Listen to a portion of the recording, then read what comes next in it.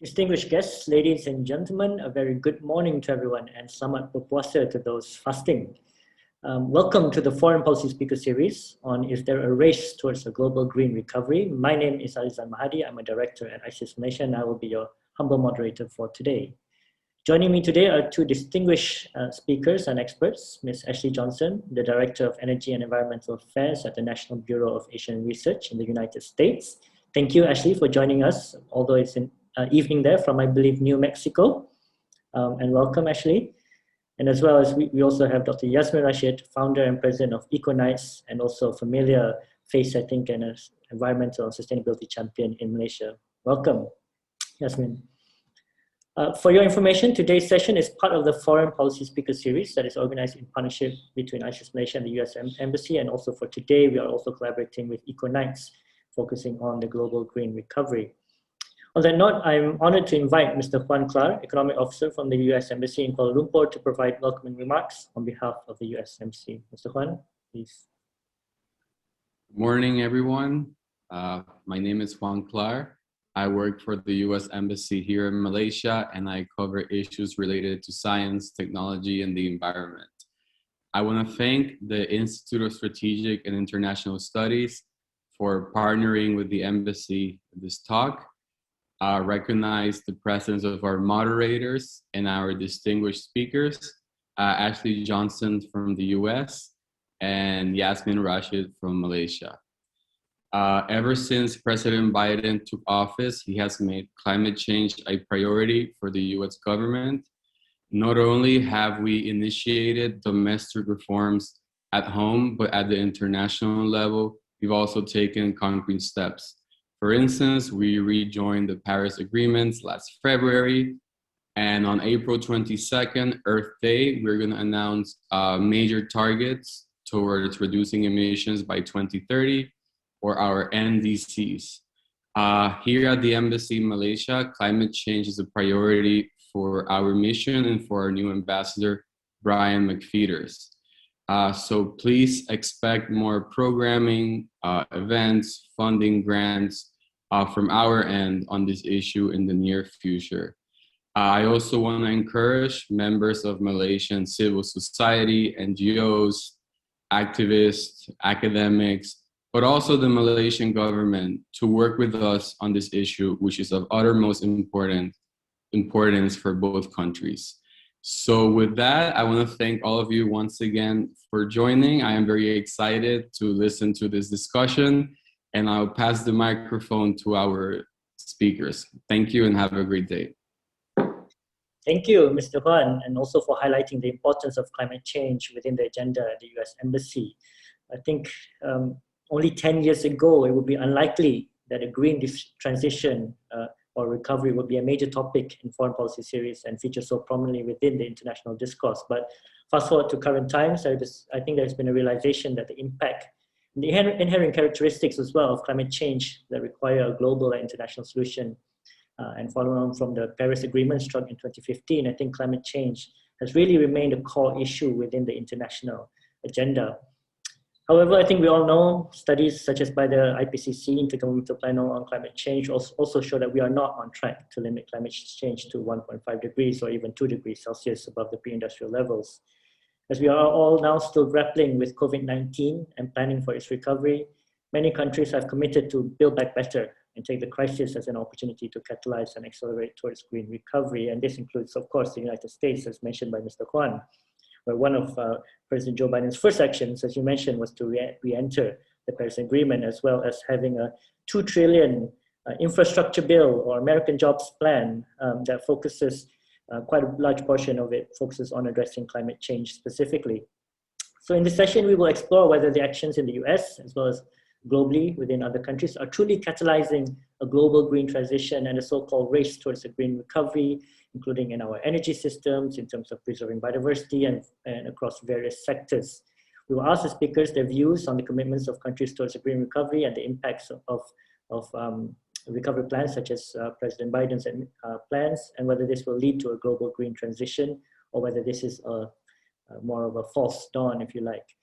We will also discuss how this is likely to impact Malaysia specifically as a trading nation in its effort to both combat environmental issues as well as its readiness to comply to what will most likely be stricter regulations, stricter compliance and demands from our various trading partners.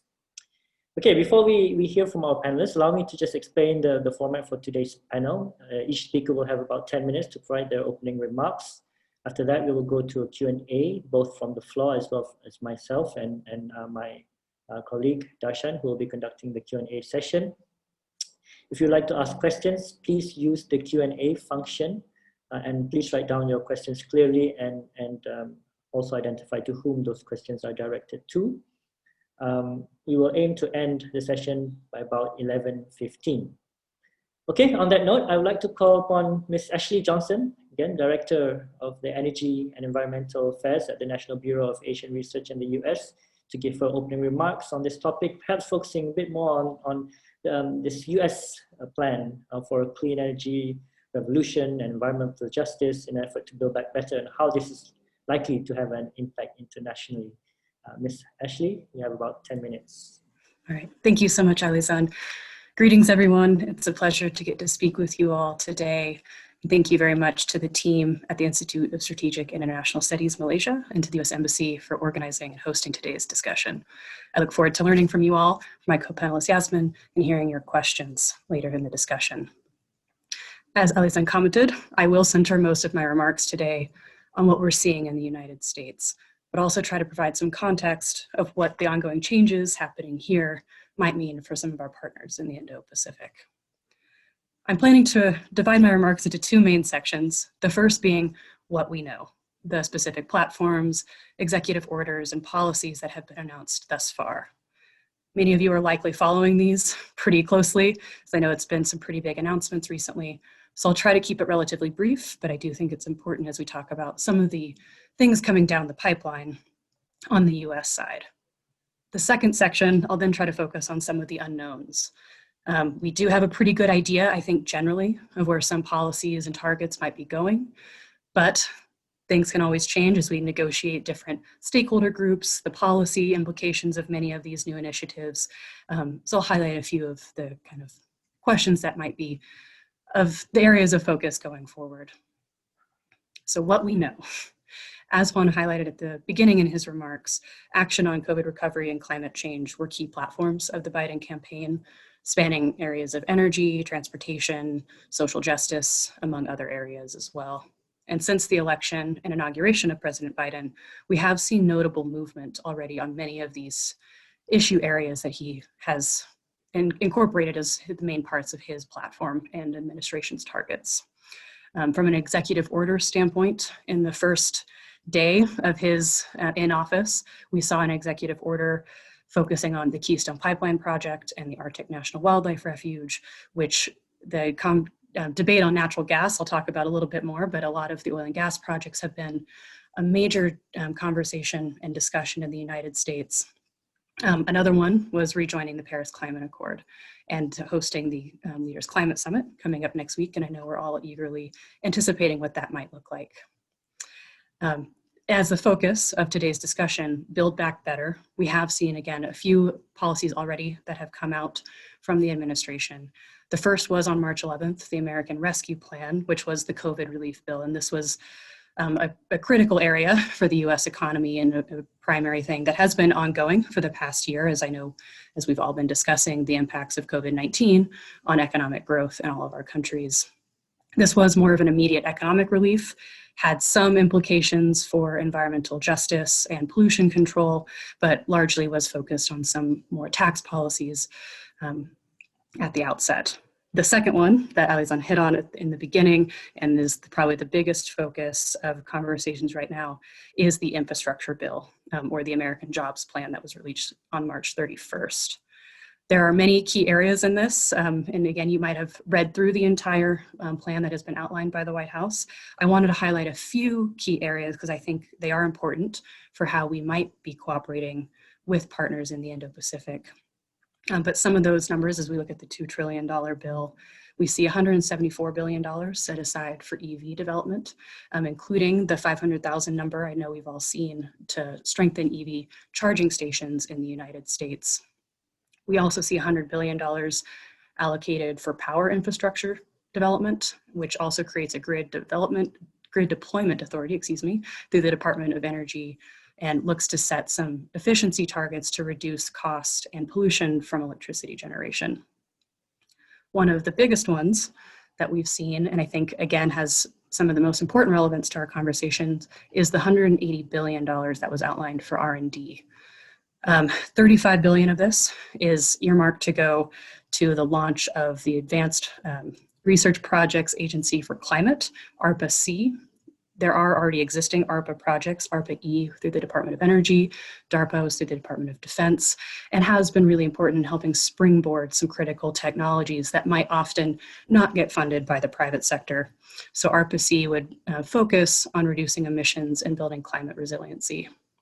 Additionally, the administration has outlined a $15 billion allocation for demonstration projects on various technologies, including CCS, hydrogen, advanced nuclear, floating offshore wind, biofuels, and of course, electric vehicles, among many others.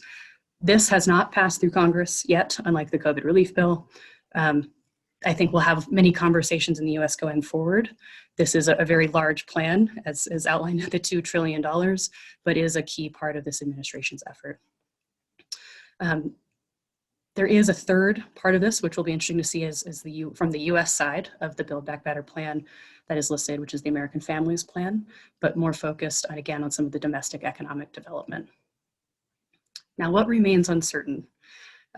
As we've already touched on a little bit, I think the biggest question that we're all thinking about is, what will the US national determined contribution be, and how will we get there?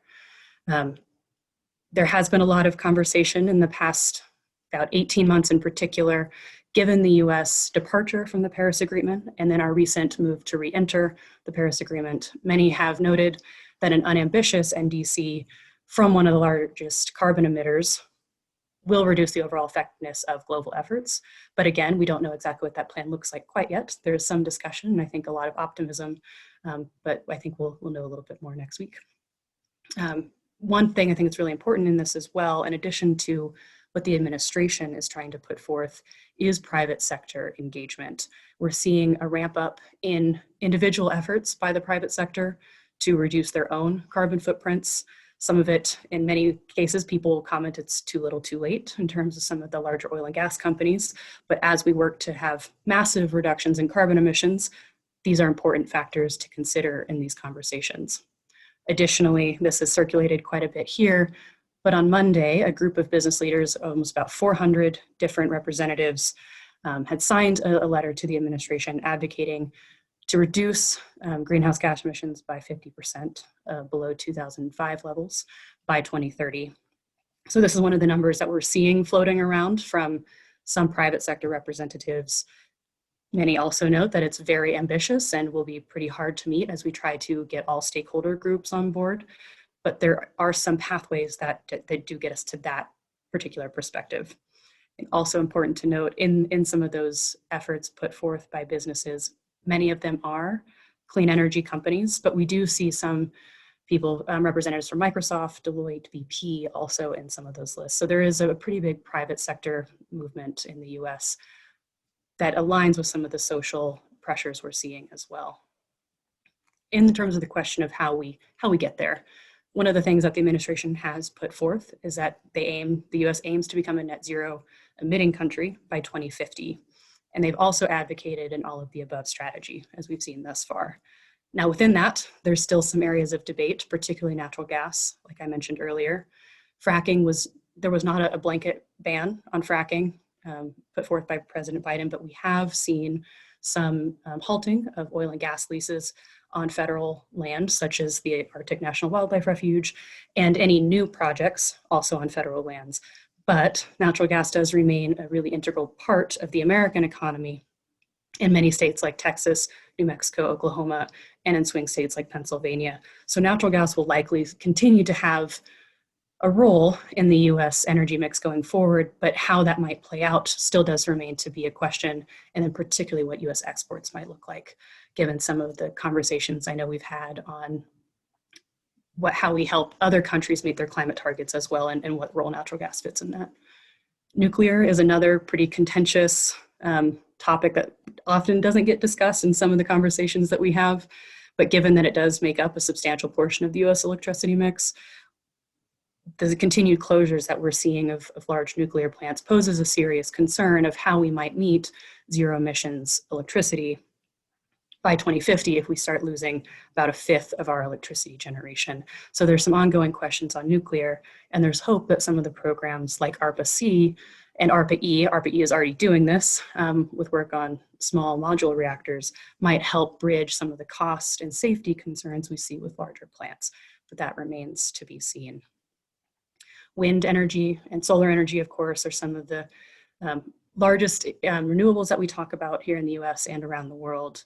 And recently, the administration did put forth an effort to have 30 gigawatts of offshore wind installed that is projected to power over 10 million homes and would create about 44,000 jobs for the wind project specifically, and another 33,000 for some of the support jobs as well. So there's a lot of ongoing efforts and a lot of potential and areas for growth that we're seeing, but still some questions remain on what we'll actually see going forward as we navigate, again, the different stakeholder groups.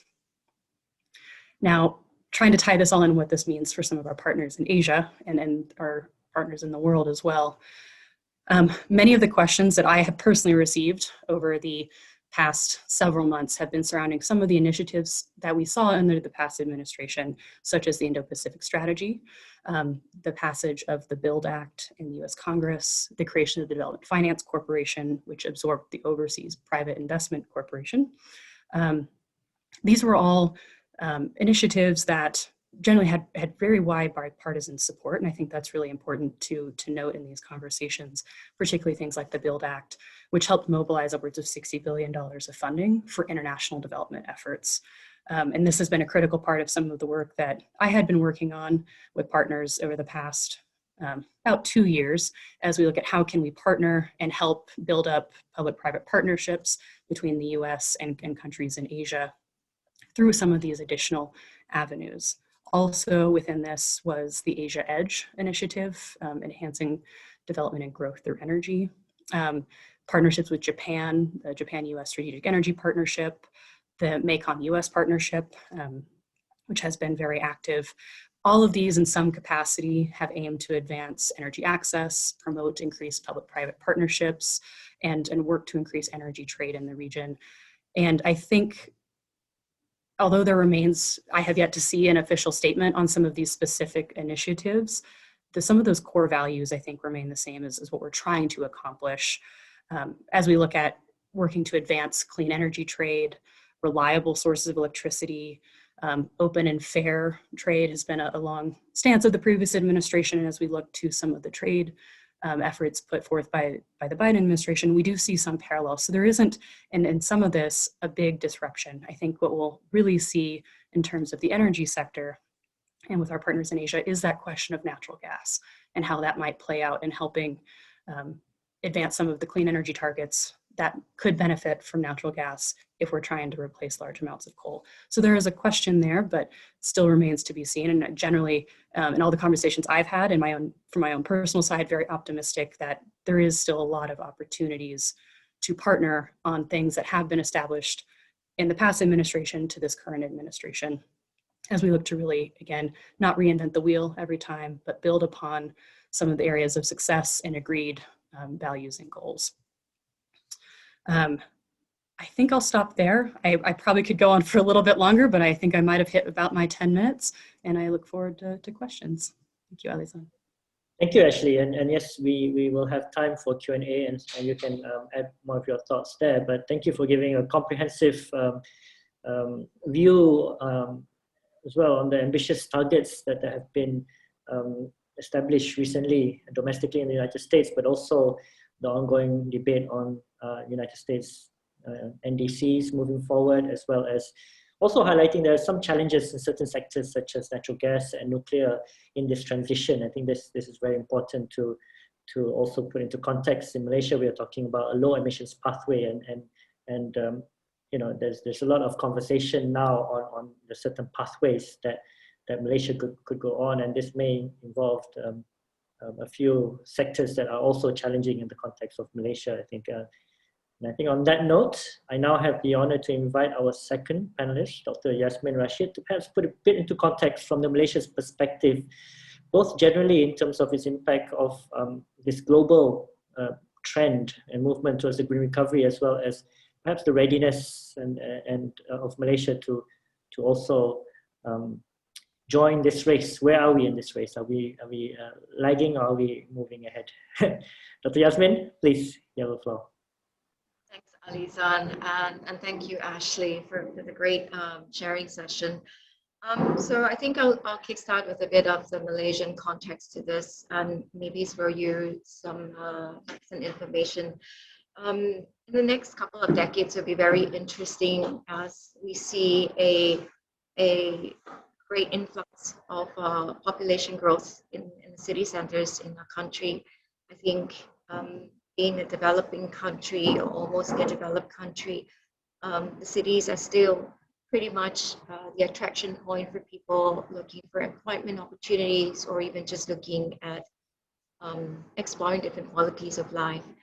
And simultaneously, we also have seen how over the last decade or so, a significant, and I think it's a fact right now, and documented very well in the media and through academic studies, an increase in the frequency and magnitude of a lot of weather disruptions that we see in cities, and the impacts are quite disastrous, as we have noted in the last 48 hours of the rains that have hit us. It's undeniable that there are some impacts of climate change that's being felt in our country. And if I were to summarize it real quickly, we probably are already facing, if not, will face more frequencies in 4 key climate risks in city centers.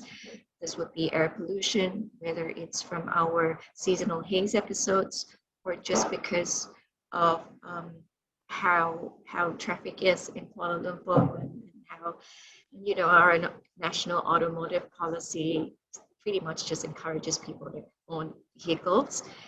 Knowing our behavior on the roads, we're mainly single occupants in our vehicles, so that contributes a lot to growing city pollution, heat waves, flash floods, and I think last night there was even a storm that actually interrupted an entire construction site. And of course, despite the amount of rain that we get, we still do ironically face water scarcity in the city as well. And if the economy, or if just things in general in the country go business as usual, then you would see these climate risks further exacerbated over time. And I think the bigger picture is looking at how, while we are very disconnected in general, Malaysians, from understanding what climate change is and how it affects us, in no time you will see a integration of these challenges affecting the way we work, the way we play, and the way we live.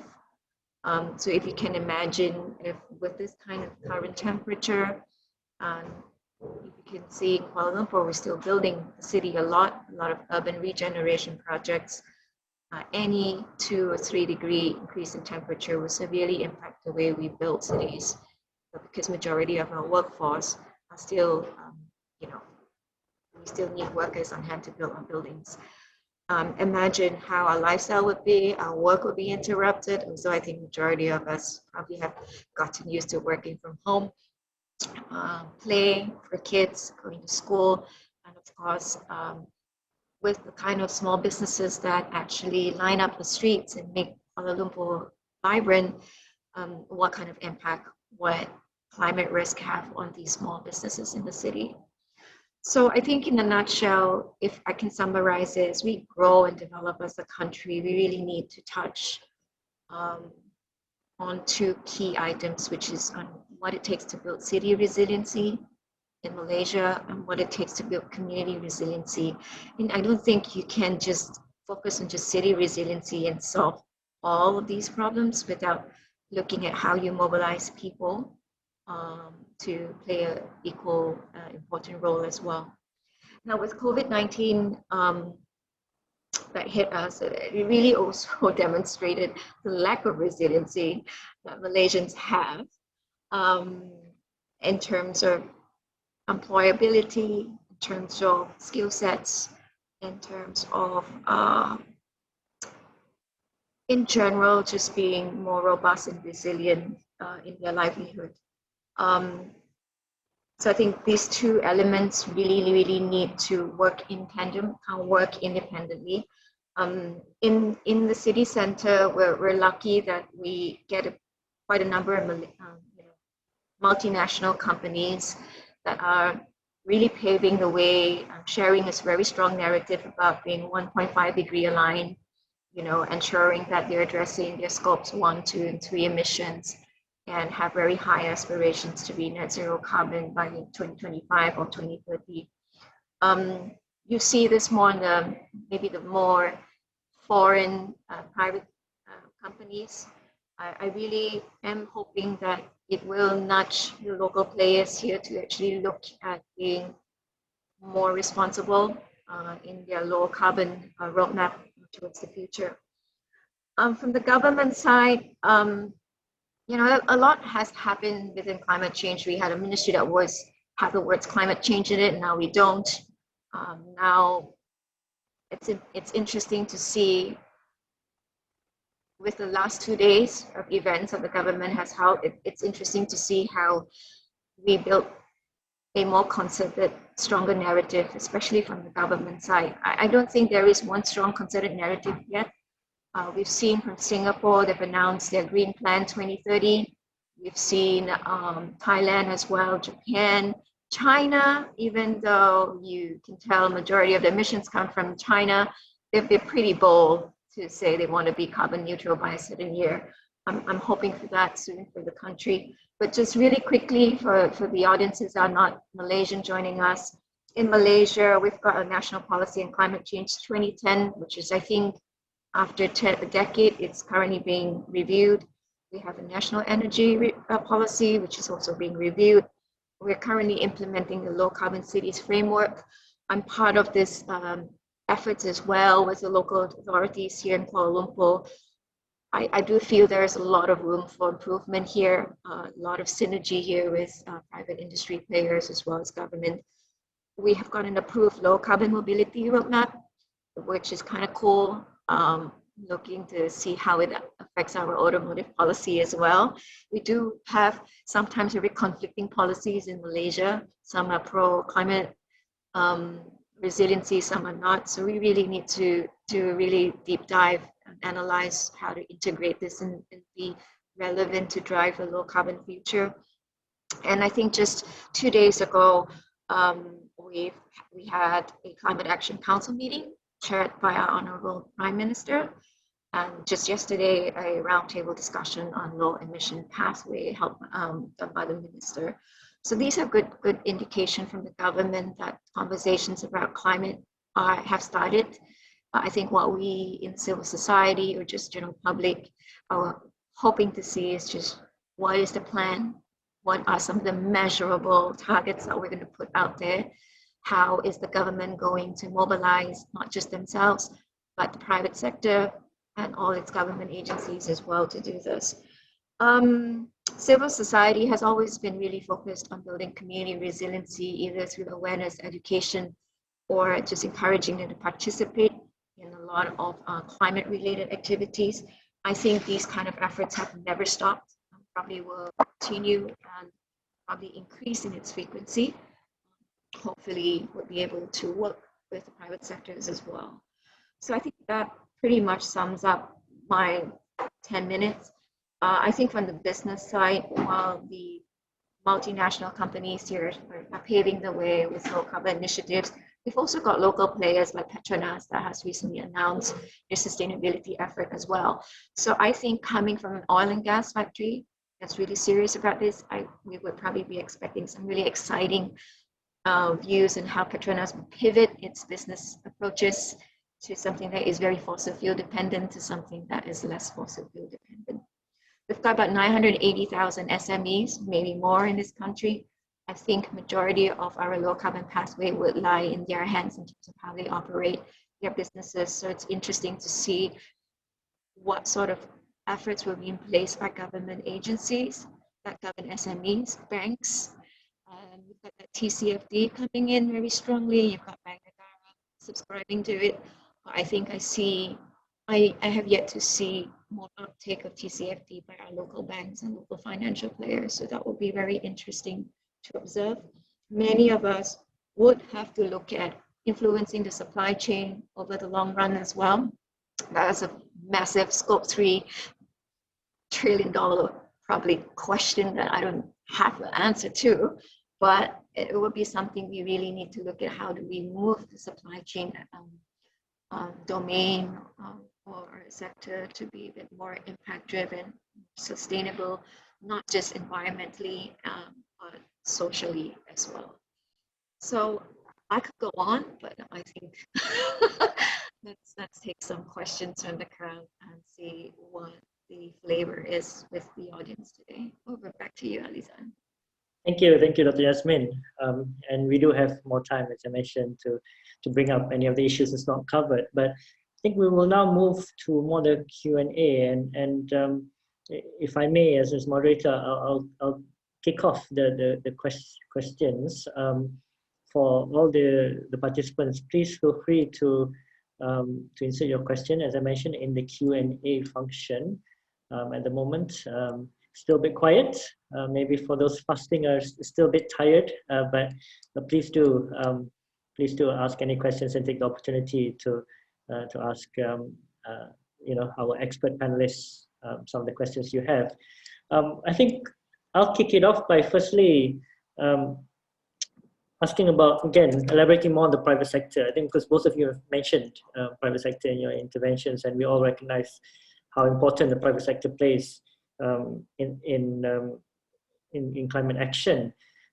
Just more generally, elaborating a bit more, what is your view in terms of the buy-in from the private sector, especially when we're going into stricter regulations, we're going to things like carbon tax, for example, that might not be very popular from certain private actors. Of course, this depends on sector, and of course, there'll be winners and losers, but just from your experience and your view, how do you gauge the buy-in from the private sector? Because we've known from a long time in terms of climate negotiations, etc., there has been, of course, big companies, even I would say, really lobbying against climate action. But I think now we are also seeing a trend which many big companies are also lobbying for. So can you just elaborate a bit more, first Ms. Ashley, then Dr. Yasmin, on how you're gauging the current buy-in from the private sector at this moment? Please, Ms. Ashley. I think you hit on a really important point when we talk about lobbying, and I know in the US, I can speak to that a little bit more, but we do have a very intense lobbying sector and a lot of private sector representation. For-profit companies, as they are aiming for profit. So there is the challenge that you face that some of the policies and regulations will likely have negative impacts for some of those bottom lines. And there is an important role that for-profit companies play in the economy. So trying to inhibit some of the economic growth through too many regulations can cause worse side effects. But there is, I think, a really important role that we do need to encourage the private sector when it comes to a point when we're addressing some of these larger questions of air pollution, water and soil pollution. When it comes to societal welfare and public health, there are some really important balances we do need to find when it comes to regulations in the private sector. But I do think what we're seeing a lot right now is that a lot of the social pressure or social preferences that we're seeing from consumers are also kind of, in some ways, it's better for the companies, they'll gain more profits if they do start making some of these moves. So you are seeing a large number of companies take action on this without some of the forced regulations because it is good business. Now, it might not be quite as profitable as previous activities, but as they look at the long-term outlooks for different industries and where the technologies are going, like electric vehicles, a lot of automakers, with some help from tax subsidies that we've seen, tax credits, I guess, that helps spur some of their own EV production. So you're seeing an increase in that. And as consumers like cars like Tesla and want to buy Tesla's vehicles, you start to see some of that change happening anyway, because that's where the market is going. So I would like to say that a lot of it was just out of goodwill, and in some cases there is a big push to be more conscious, but it is also where they see the market going. I think that's really important because it does lend credence to what the people are doing. Not that we could talk a lot more about, I think, social movements, but that's a really important factor to consider, as well as what are people trying to achieve in terms of improving their communities, and that will often then reflect in companies as well. So things look pretty optimistic, I think, more so than they might have in the past, but will be interesting to see how some of this also plays out once we have some of the meetings, COP26 later this year, the climate leaders meeting next week, and how that might impact some of what we're already seeing. Thank you, Ashley. Dr. Yasmin, would you like to, from a Malaysian perspective, she mentioned, of course, the market and the social pressures from consumers. Perhaps in the context of Malaysia, both we have not as large a market, but also perhaps less pressure from the consumers here. But being a trading nation, we also have to consider consumers from abroad as well. But what's your view, Dr. Yasmin? I think it's a matter of time before our consumers would be shaping and shifting how the market runs in this country. I think currently we're still riding on a lot of more global trends. I'm glad that a lot of these big private companies are implementing their global direction, whether it's to be the sustainability plan or to have a low carbon roadmap. And they are, I guess, indirectly in their small approaches, really shifting the way they are doing business with our local players as well. So I think many of these big companies, private companies, would have to, like I mentioned earlier on, address their Scope 3 emissions. And this is, again, really touching on the supply chain. So if we want to actually work with these bigger companies in Malaysia, the private companies here, the MNCs, and be supplying them or working with them, I think we really need to buck up and look at if we are going to be a Malaysian top player, we really have to be subscribing to the low carbon narrative now and be able to demonstrate it tangibly. And then moving forward, I think this ISO 14001 and all the supplier code of conducts will change drastically. Major companies will probably only want to do business with companies that have low carbon, roadmaps and sustainability plans. And let's just share the kind of industries that are actually driving this from the private sector. Locally, I think it's exciting to see the construction sector evolve. It's a very archaic industry. We still construct a lot of fossil fuel, a lot of cement, but I think there is a lot of innovation in the built environment to look at using more low carbon materials. All of us live in homes made from concrete. All of us are responsible somehow towards climate change if you own more than one home. So looking at how we built our four walls is critical. And secondly, I think the narrative locally is about, in Malaysia, and you can see this driving very strongly by the Ministry of Entrepreneur Development, or MAGIC, which is trying to encourage people to look at for running impact-driven businesses, whether social impact or environmental impact. I think that narrative can be stronger over the years, but you're talking about a new generation of Malaysians that are very much in tune to this as well. And I think the number of shareholders and stakeholders and investors today are getting younger and are more exposed to the sustainability narrative. And it's only a decade or two later that they will be playing a bigger role in companies as board members, as again investors and shareholders. So I think it's inevitable that companies today really not just start thinking about it, but start exploring what sort of frameworks are out there that you feel comfortable adopting, what sort of local initiatives are in place, whether it's tax incentive, whether it's accessibility to green technology, really leverage on these kind of facilities that the government has prepared, and work with the government to push the needle a bit more. Thank you, Dr. Yeah, I think there's certainly a momentum or trends toward that. I think we have a few initiatives like also in the private sector, such as the Climate Governance Initiative and the Climate Action Network and so on, that is really demonstrating the commitment of the private sector as well. Okay, I think we have a few questions. Can I call my colleague Darshan Joshi and my co-moderator to compile some of those questions for the panelists? Darshan? Yeah, sure. So we'll start with a question for Ms. Ashley. So it's a bit of a combination between a question from Ismail Nafi and one of my own.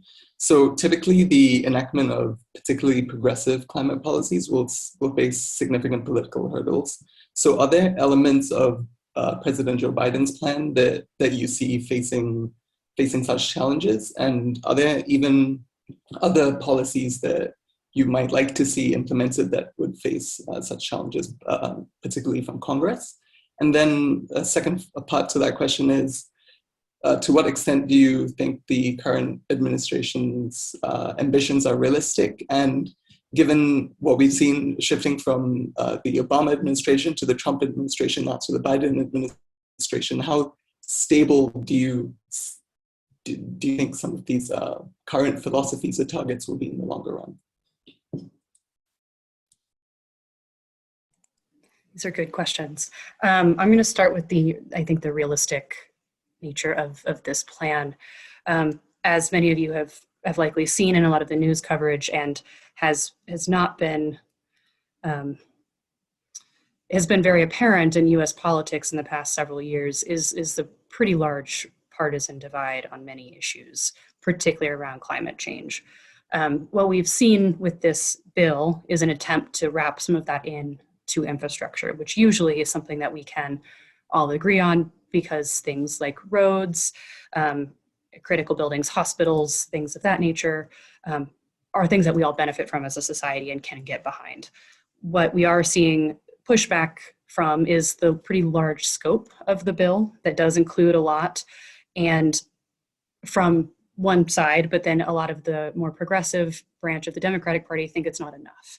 So we are then, even within one political party, you see some splits in getting this bill passed. So I do think it will be very difficult to get the bill as it is currently outlined by the administration. The policies they put forth by the administration will be pretty hard to pass. But I do think there's enough in it that can come through, and I think that people are pretty excited about generally. I think when we talk about roads, rail, some of the bus infrastructure, public transportation are all areas that we really desperately need to invest in the United States. There is a very large dependency on personal vehicles. Part of that just because we're so spread out. Many times you do need a vehicle to get to work, whatever it might be. But then even in some cities, the connection in between different areas are not very strong. So I'm pretty excited about some of the public transportation efforts. One thing that we often talk about is the lack of rail infrastructure in the US, and how sometimes going from DC to New York, it can take like 4 to 6 hours on the train. You could take a flight, it's an hour, and people just, that shouldn't happen so slowly. High-speed rail exists around the world, particularly in Asia. We see really great examples of high-speed rail. So I think there's some really encouraging things that just need to happen to make sure that America continues to modernize its infrastructure. In terms of stability between administrations, I know this has been something that comes up quite a bit in a lot of our conversations, because we have seen some pretty drastic changes in the past several years. And that's in part due to, again, that the political divide that has been deepening. But I do think in some of these efforts, because of some of the comments made about the private sector, I am optimistic that we will still see some of this, even if we see another transition in administrations after this after the Biden administration, that on some of those things like the BUILD Act, the Development Finance Corporation, working with countries, particularly in Asia, to expand energy access. Those, again, as I highlighted earlier, are areas that are not contested in the conversations we're having right now. And I know it is still early in the new administration, but those are still key priorities from the past administration to this one. And I think if we can find some common ground between two very different administrations, I think there's optimism that can happen if we see another change in the next 4 years. There are, of course, particularly with Paris, to see what might happen there. I don't have a good answer to some of the international commitments, but I do know with the Biden administration, that is a key value. And I think with a lot of US policymakers, there was some disappointment with backing out of some of our agreements across the board, not Paris, but trade agreements and things as well. So I think the general attitude is that consistency is in many ways very beneficial for us, but of course beneficial for everybody else too. So we're not always second guessing what is happening, but I think there's, again, enough at some of the basis of these policies that we can see some continuity, but it also depends to be seen at what might happen in the next 4 years, if that answers the question. Yeah, fantastic. Thank you. Thank you, Ashley. I'll shift now to Dr. Yasmin. Some questions for you, perhaps. First of all, domestically, in recent weeks, there's been much debate over Malaysia's exclusion from the Climate Leaders Summit that's going to be held on Earth Day. How would you read perhaps this exclusion, and how would you hope Malaysia and our government would react to this? Well, to be excluded from something that we were so much involved in just a couple years ago would be a wake-up call, I think, for the government to do a reality check on where is our direction, our efforts, or are we even serious about tackling climate issues? And I think I read somewhere here in one of the questions, someone asked it, even our own environment minister recently was just saying that we're in a country that's not vulnerable to climate change, but yet there are so many studies out there or evidence out there that says otherwise. It just shows that we're a little bit disconnected in terms of understanding what's happening in our backyard and what global leaders are driving cohesively, integratedly.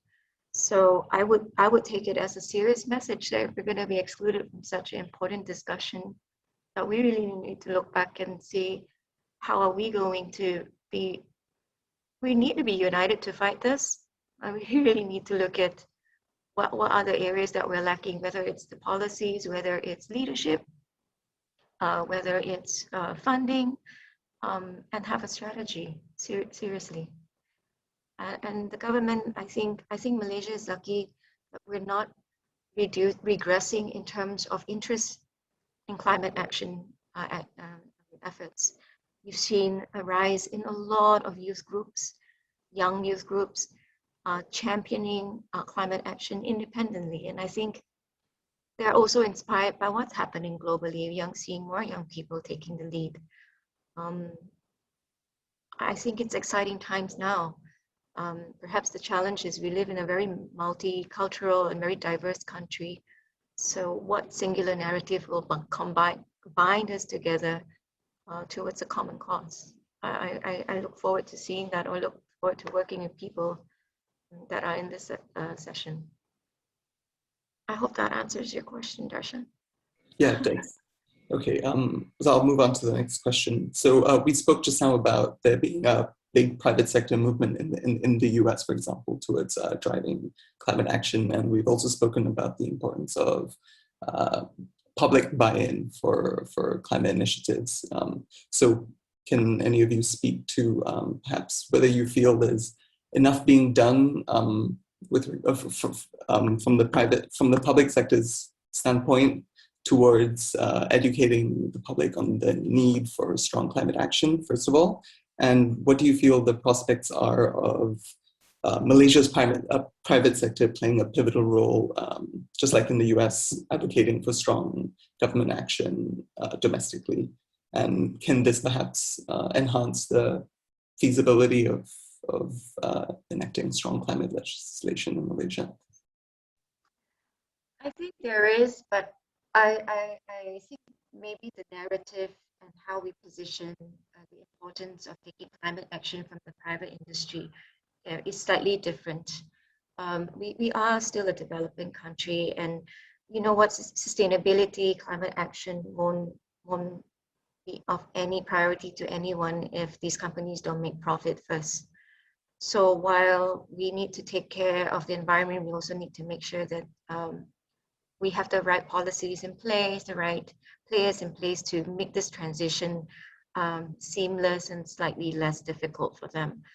And like I mentioned earlier, the amount of SMEs we have here are in like at least 1 million SMEs. That's a lot. And if there is any, say just energy efficiency efforts targeting 1 million companies, would generate not just a lot of savings for the country, but a lot of reduction in carbon emission as well.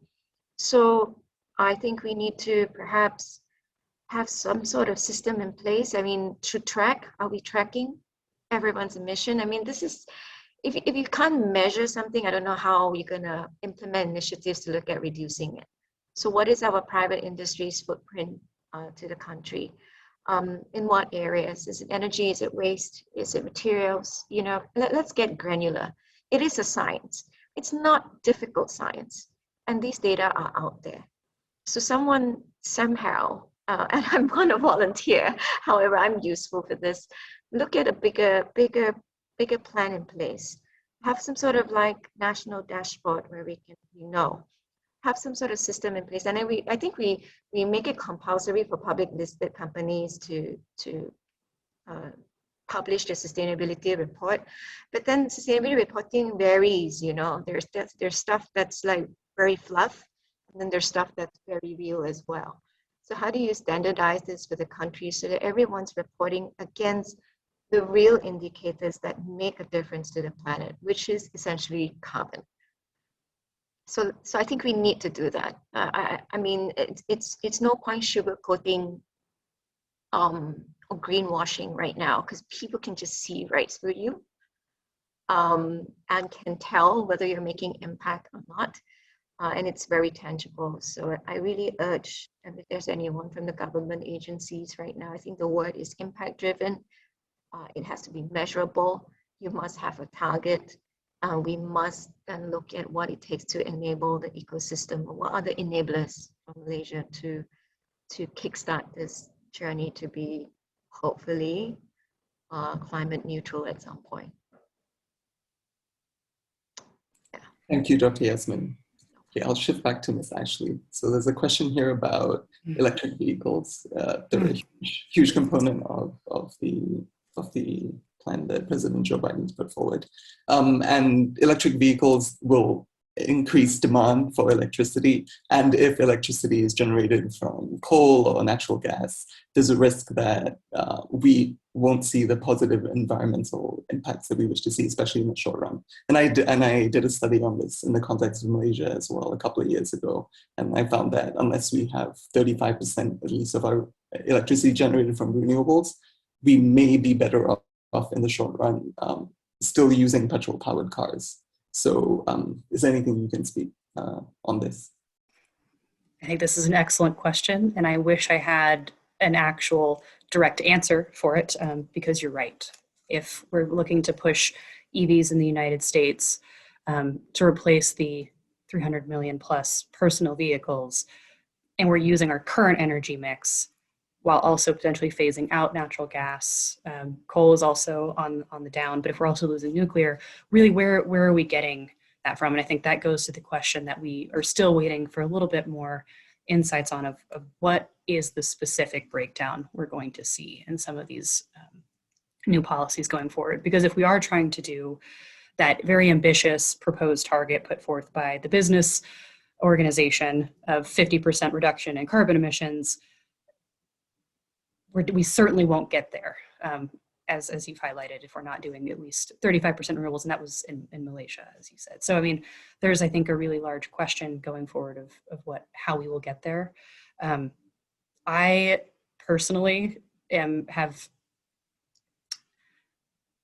a lot of interest in nuclear energy, which I think is something that the US is relatively uniquely positioned to continue doing because of the land that we do have. And I know that's a conversation that comes up a lot with colleagues in Japan, even though they do have significant nuclear capabilities, but as they look to get rid of nuclear and put in new energy sources, there's less land available. Same with many countries in Southeast Asia. We're just dealing with less area, one, to have large nuclear plants, but then also to manage nuclear waste, which is a continued problem. So I won't sugarcoat that has not been resolved and is a major issue. But in the US, if we don't keep nuclear at the current level, and if we don't even expand it, because I don't think we'll get the renewable energy targets fast enough to accommodate the EV integration if we're looking to do this all within the next 20 years. So I think that is a very good question and something that is definitely a concern. I think it's easier right now to get the EVs on the road than it is to adjust that energy mix. So that is something to keep an eye on as we continue to have these conversations. And I think we might see it get a little bit worse before it gets better. But what I'm also hoping for with some of the R&D allocations that was put in the infrastructure bill is that maybe we'll start to see more put into some of the technological aspects that we haven't had major breakthroughs in yet, and working with partners in Asia and Europe that are also working on some of the battery storage questions, expanding renewable efficiency, that as we work on that together, then maybe we can preempt that challenge, because I think you're right. With the trend that we're seeing with EVs and the push we're seeing with EVs, if we don't pretty rapidly address the energy mix question, we're going to have a problem there. So I wish I had an actual answer of what will happen with the US energy mix and how we will accommodate that, because I think there's still some questions on how we get there. But I think, again, a lot of good opportunities for collaboration between countries is a really important area in this space. Fantastic. Thank you, Ashley. So I'll shift back to Malaysia a bit more. So Malaysia's individual contributions to global greenhouse gas emissions aren't as huge as China, the US. But perhaps the elephant in the room with Malaysia is our forests and the role that they play as significant carbon sinks. So how do you feel, maybe Dr. Yasmin, how do you feel we can focus on this issue more and bring it more to the forefront? I think this is like a 50-year-old million-dollar question as well, in terms of how do you look at balancing our natural heritage, which is our forest, as well as the needs of development.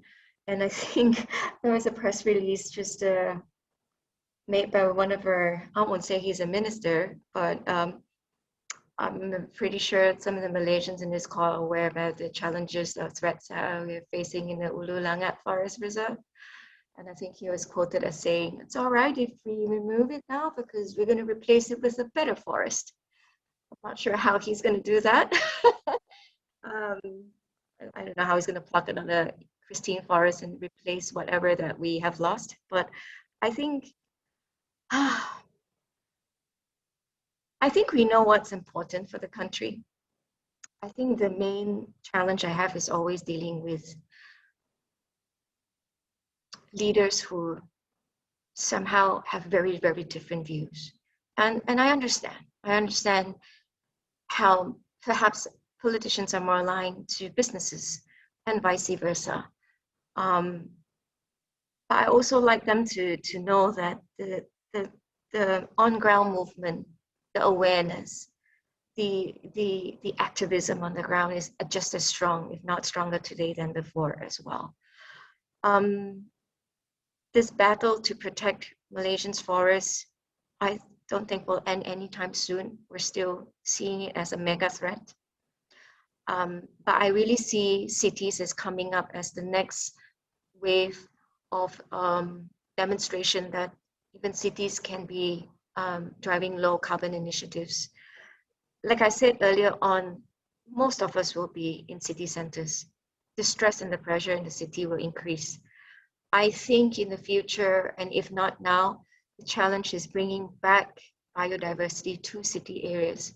And I think globally, there are already a lot of mental health, a lot of physical health studies demonstrating community resilience in a city can be enhanced with green environment, literally, you know, with a bit of the forest, with urban green spaces. So I think there is some hope to look at compensating a bit of the lost outside KL by increasing the green spaces in the city. But I don't know. This keeps me awake every night. Are we happy with no more tigers in the next 5 years? Are we happy with raising a next generation of children that are very detached or nature deficit? I don't know. It seems like humanity has no problem with that today. But I do fear that a lot. Just looking at how the younger generation perceives and view the natural environment. So to that person who asked that question, yes, it is a narrative that a lot of activists have been fighting for, indigenous groups have been fighting for. But we're talking about areas that are perfect places for solar farms as well, perfect areas to grow food to meet our needs as well. So I think striking the balance is the key word here. Thank you for that. I'll just ask one last question, then I'll hand it back to my colleague, Alizan. Looking to the future now, and particularly the upcoming COP26 conference, are there any specific ambitions or targets that you feel the Malaysian government should commit to as we seek to strengthen or further our action on climate change mitigation? So our current target is for between a 35 and 45% reduction in the emissions intensity of GDP. How do you think we can progress these targets moving beyond Paris?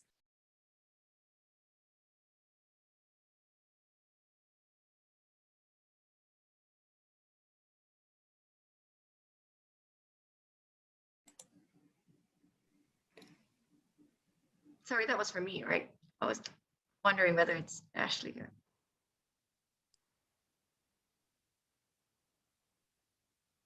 You're on mute, Darshan. Sorry, for you or Ashley? Oh, okay. Okay. I'll speak, I think, a little bit to maybe some of the things that we're hoping to see from the Leaders Summit next week, and then in COP26 generally. I wish I could say what we think the administration will put forth as its NDC as we go into COP26 later this year. Again, I think we've seen a lot of really important and ambitious efforts put forth by the administration. So I do anticipate that the NDC will match what we've seen and what they're trying to accomplish through legislation. But that would be too much speculation, I think, on my part. So, and since it's next week, I think we'll have some interesting conversations to continue very soon on that front. But I think a big part of what's dominated a lot of conversations I've been having in the past several years going into COP26 is to reassure, going back to the stability question, our partners in this process as we're recommitting to this global effort, that we're serious about what we're trying to do. So there is definitely a diplomacy effort. I think will take a lot of work, and grateful for all of our colleagues in the State Department who will be doing a lot of lifting on this going into COP26. And a lot of the new climate envoys that have been appointed by this administration. John Kerry is a familiar name, Gina McCarthy, who is another alum of past administrations doing a lot of ambitious and helpful work on air pollution and other targets. So I think we're in a good place going to COP26, but it does, again, remain kind of what we're bringing to the table. But I think there is a lot to be seen in what the administration has already put forth going into it, that we'll see some pretty ambitious targets, and hopefully that we can assure our allies and all the countries involved, which is almost every country going forward, that we are recommitting to this process. If I might add one more point, I think that'll be important on this is working with the public in the United States, which I know we've talked a little bit about, but we do see a lot of hesitancy, pushback from a lot of constituents to some of these efforts and what that means. And I think that's something that was highlighted in the infrastructure bill that will be a big lift for this administration, is to really communicate what they're trying to accomplish, and not that they're trying to eliminate jobs, which in trade and in progress, there's always someone that loses, and that is something that we have to work together as a society to address. But I think that domestically, there is a big push we'll need to focus on as we go into COP26, that we're not separating some of those concerns that have dominated a lot of the climate change discourse in the US in the past several years, so that those things are kind of working in harmony, both on an international side, but also on the domestic. So that's something I think will be really important going into these conversations as well. Thanks, Ashley. Dr. Yasmin, is there anything you would like to add from the Malaysian perspective, perhaps? In terms of targets, Mm-hmm. I think we need to set one up for the country. And I think it's as simple as that. We've got all the right expertise. We've got a climate change, climate science center, an MGTC. We had politicians and leaders that are, I think, very capable, that are understanding the narrative and are multi-skill, multidisciplinary. We have all the right ingredients. We just need someone, an architect, to sort of come in and kind of like architecturize this thing and make sure that it's foolproof against political injustice, benefits people, continues to profit companies, maybe not as much as before, but still, and get it started. And to be honest, look, we don't even know we're going to be 1.5 degree aligned. We're all just racing for it. Everyone's also trying to be a superhero, to demonstrate. I mean, this is really about leadership at the highest level as well. Changing something so massive, amassing countries, leaders to do the same. And you've got now Bill Gates on the roll as well, if you've seen his latest documentary on YouTube. And he's also paving the way and showing really great examples in investing in really, clean companies as well as the way forward. So I don't know. Maybe in Malaysia, I think a lot of these conversations are still in the cities, still with academics, still with people that speak English. I am proud to see a lot of local NGOs with indigenous communities that speak more Bahasa, that have a very interesting narrative and connect to a local audience. Maybe it's about localization of this narrative and making sure that no matter who you are in society, in this country, you have access to information, you know your role in it.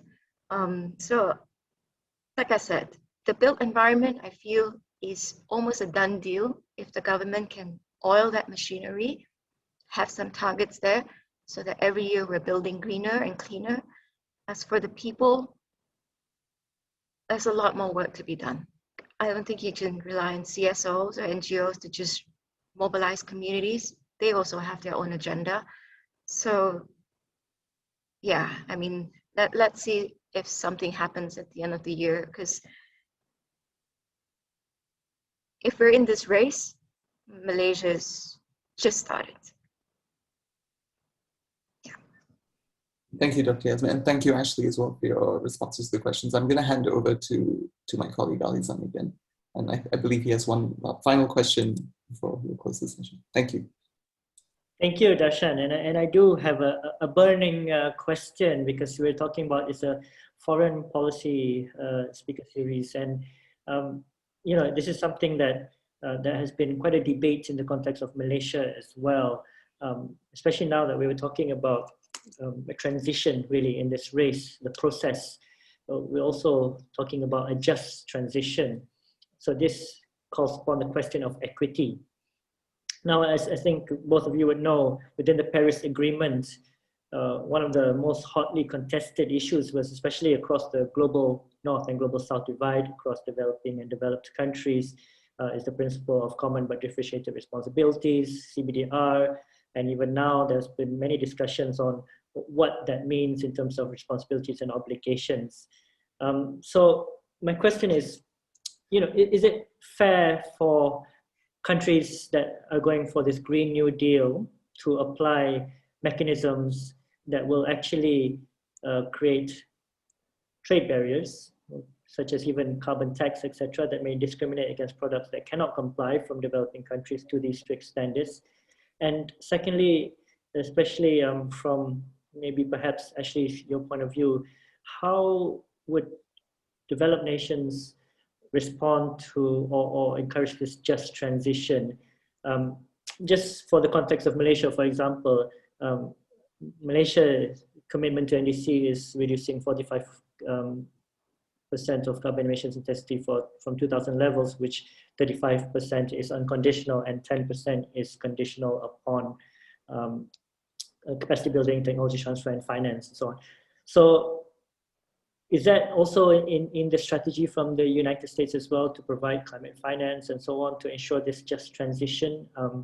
Is this something that is also being a debate here in the context of Malaysia as well? Of course, in the context of Malaysia as well, the question is, are we still a developing nation, or are we moving towards a high-income nation? So perhaps that's something that Yasmin can touch upon later. But Ashley, would you like to respond first?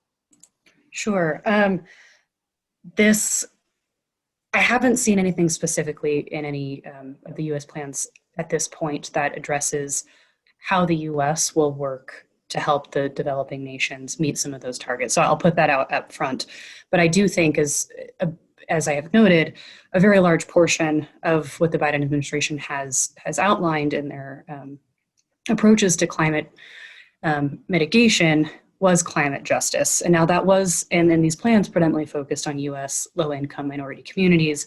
But I think that general principle will apply as we look across in the international field as well, of really keeping that consistency of focusing on energy access, reliable and consistent access to electricity, things of that nature, and how you get there. I think that will be a part of their approach once we see some more plans that specifically relate to our international interactions in the energy space in particular. I just had a thought, one moment. So it was a really good one too. But one other thing that I will add is that a lot of the conversations we've been having is that the private sector capital exists. As we talk about some of the financing questions, it is out there and it just isn't being allocated efficiently or is being held. And there's a lot of ways I think the public sector can help with this in terms of mitigating risk for private sector investments. Some of those conversations of really engaging with local communities of what are the on-the-ground needs that you're trying to address and how can you get there in ways that meet targets on all fronts. Because if you're looking to build energy access and security and also do sustainability, I don't think it is fair to say that you can't have electricity unless you use renewable sources to get there. That is not an equitable or acceptable way for anyone a decision for them to face. And I think that's something that we are seeing with a lot of development banks and a lot of the developed countries as we look at some of the restrictions we're seeing on fossil fuel development projects and restrictions on financing and how that might play out. I don't think we should not have a blanket one policy. And I know that becomes messier as you try to balance that in some of the questions of what makes a country developed versus developing. There are some of those characteristics of how do you distinguish, and I think there's a lot of conversation there. So I know I've outlined a lot that doesn't necessarily provide a clean answer here, but I don't think we can go into these conversations completely restricting some forms of energy. We also need to acknowledge that some of those forms of energy are detrimental to the goal we are trying to achieve. on one end, but from some of the sustainable development goals of access for all, we achieve some there. So there is, I think, a lot of balance. We're going to have to go into a lot of nuance. It certainly won't be, we shouldn't go into it with a no more upstream fossil fuel development, things of that nature, because I think we're greatly restricting the tools that we have and limiting how we might be able to cooperate on some of the lower carbon emission technologies, some of the tech transfers. I know Japan has been a large leader in this and has been scaling down its clean coal, some of its other fossil fuel development. So there's, I think, a lot of questions of, we do want to meet our carbon and climate goals, but what are we sacrificing in the steps to get there? And I think that's a very hot topic. And then there's certainly issues with what I have just said, obviously, as we're trying to achieve a 1.5 degree temperature. But it is something that comes up in a lot of our conversations. I'll leave it there. Thank you, Ashley. Dr. Yasmin, would you like to respond, especially in the context of Malaysia and this narrative of a developing country, and whether it's equitable for the context of Malaysia to respond to these climate action and targets? Well, a couple of things. I don't think we go from zero to hero in one political term or in one financial year. So this pathway towards a more climate neutral, climate positive, climate whatever future is a transformation. And I think if companies can look at it also as an internal transformation, I think that's important, because business as usual, and we all know, will not take us to a sustainable future. Even if we stop carbon like magically with my wand right now, it's still going to continue. So it is a lot of pivoting for companies, and whether we are developing or not, I don't know, Alizan. On some front, I feel like we're developed. You know, we're talking about ESG, we're talking about TCFD, we're talking about UNPRI. What other acronyms did I miss? But on the other hand, we're struggling to feed people, find jobs for people in this sector. So I think we're in an interesting juxtaposition right now. But whether it depends how you look at it, I think it's a world of opportunities for us. And now with the US really probably paving its way now to be a champion in the climate arena, will probably be an interesting ecosystem in a couple of years as well. And there are a lot of innovations which I think between the US and Malaysia, we probably need to address in terms of market accessibility, affordability, technology transfer. These are the critical things to address as well. So I feel that there are amazing opportunities for innovation right now. It's just, like I said, we need several people in this room to be masterminds and architects to look at how do you drive this independent of politics and stuff like that. Thank you, Dr. Yasmin. And we are 3 minutes over our time, but that's always a good sign of a great conversation that we are having. I think just by way of conclusion, I think we've seen that the momentum is there, the building blocks are mostly there. It seems that we've seen leadership of a few countries, including the US, on this issue. We've seen momentum in terms of consumer markets, of youth leadership, and so on. But I think that there's still very, very tough questions we can't deny on this process of transition, whether it's in terms of equity, whether in terms of conflicting policy targets and so on. That really is the next step, which really will determine whether we are on this race towards a green recovery. In the context of Malaysia, I think myself working on that as well is that juxtaposition, not in terms of just our development, but in terms of ambition as well. In some ways, you see there are really strong ambitions in terms of our climate targets, but in other ways, when you look at other sectoral policies, you also see that it is very much conflicting to those ambitions. And I think these are some of the tough questions that should be discussed openly, such as the session today. And I think opportunities such as this is very useful for us to continue that conversation. Okay, with that, I would once again like to thank the US Embassy for partnering with ISIS Malaysia on this foreign policy speaker series, especially again touching on a topic such as green recovery that I don't think would have made the cut if it was a few years ago. So this just really is a testament to this issue area. I would like to thank Econites as well for partnering for this specific series, my colleagues at ISIS Malaysia for organizing the session today, and all of you for providing some of the thought-provoking questions for this session. Before I end, Mr. Juan, would you like to also add a few remarks? Thank you. I just wanted to thank everyone for attending this session. I think it was a very interesting and productive conversation. But as Dr. Yasmin mentioned, without any concrete action, it's just talk. So I hope that this conversation inspires all of us in our respective capacities to do something about this issue, which is of literally vital importance for everyone, both in Malaysia and the United States. Thank you. Thank you, Mr. Juan, for those words. And with that, once again, thank you, everyone.